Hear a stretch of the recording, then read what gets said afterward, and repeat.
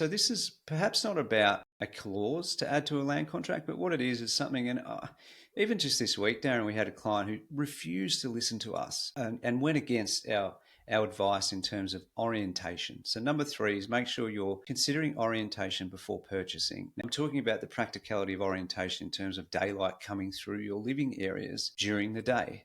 It's the easiest way for me to explain it for people so they can really easily and understand it in a way that they can comprehend when they're out there jumping on websites and looking for floor plans, right? So you go, okay, opposite garage or behind garage, because that, where your north point is matters.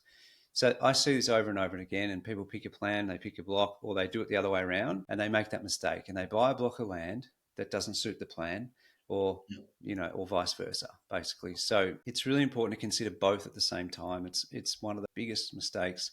Now, before the regulation changes mid last year, Darren, it probably didn't impact pricing too much for someone to make, the wrong decision in my mind and put their living areas, on the south side in terms of, the side that doesn't get the sunlight, let's say, Yeah. as opposed to the side that does. But since the new regulations have come through, it now can impact your price because if we need to hit 7-star energy rating, compliance, and in order to do that, it's actually more important now than ever to make sure that those living areas are getting the right amount of natural light through. So if you're telling us to put your living areas opposite to that, actually you could be hit up with more money to beef up the house to actually achieve 7-star energy rating with additional this and additional that, insulation or double glazing and all these sorts of additions. So it can cost you thousands just by doing that.